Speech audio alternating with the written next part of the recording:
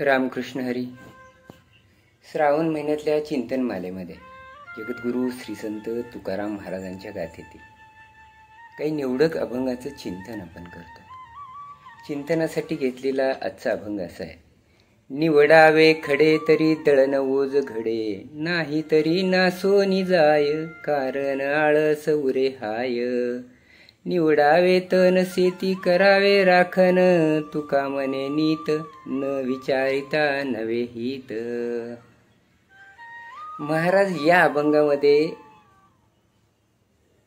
हितोपदेश करताय. आपल्या हिताच्या काही गोष्टी आहेत त्या सांगताय. महाराज म्हणतायत की आपल्या आयुष्यामध्ये असणाऱ्या ज्या काही नीती धर्माच्या गोष्टी आहेत त्या गोष्टी आपण पाळल्या पाहिजेत, त्या निवडल्या पाहिजेत, नाहीतर आपलं काही हित नाही असं महाराज सांगतात. आणि उदाहरण देताना पहिल्या चरणामध्ये म्हणतात, निवडावे खडे तरी दळण ओझ घडे.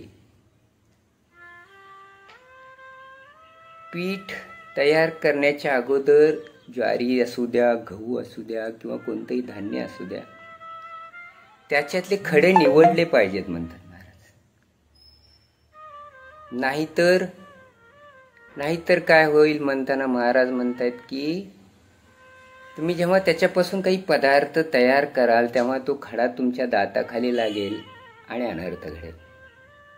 हे का होईल तर खडे निवडण्याच्या आळसामुळे हे होईल म्हणतात.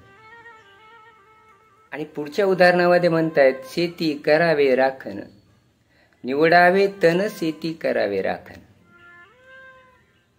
बहुतांश आपण शेतकऱ्याची मुलं आहोत किंवा शेतकरी कुटुंबातले आहोत, त्यामुळे हे उदाहरण देताना महाराज म्हणतायत.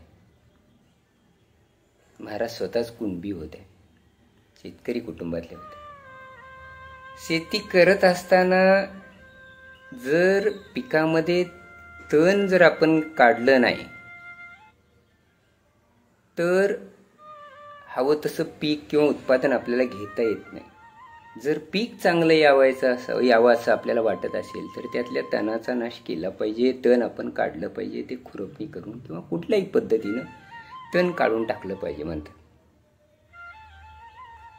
आणि शेवटच्या चरणामध्ये म्हणतात, तुका म्हणे नीत न विचारिता नवे.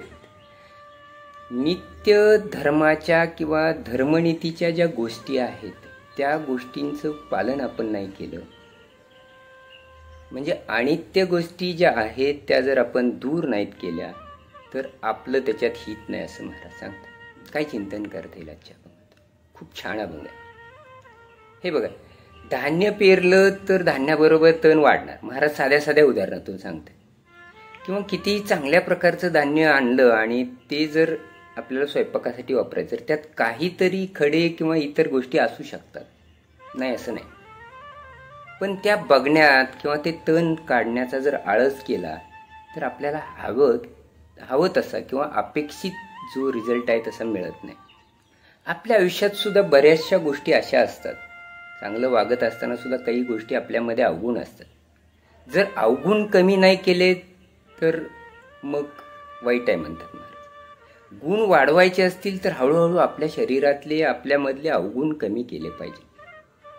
आपल्यातली सातत्यता वाढवायची असेल तर आपला आळस जो आहे तो आपण कमी केला पाहिजे. नियमितता त्याच्यातून वाढवलं जाईल. आपल्यातलं सत्य वचन वाढवायचं असेल किंवा सत्य धर्म आपल्यातला वाढवायचा असेल तर असत्य कमी केलं पाहिजे. साध्या पद्धतीनं महाराजांनी सांगून टाकलंय की आपल्यातल्या अनित्याच्या ज्या गोष्टी आहेत, ज्या नीतीला धरून नाहीत, त्या गोष्टी आपण आपल्या आयुष्यातून कमी केल्या पाहिजेत. तर नीतिमूल्य जे आहेत ते आपल्यामध्ये शिल्लक राहतील आणि त्याच्यामध्ये आपलं हित आहे म्हणतात. चल, आजच्या या अभंगामधून आपण एवढंच चिंतन करूया की आपल्यातले वाईट गुण जे आहेत, आपल्यात नको असणारे जे गुण आहेत, जे नेहमीच आपल्याला वाईट गोष्टी ज्या आहेत त्या सहजासहजी सुटत नाहीत.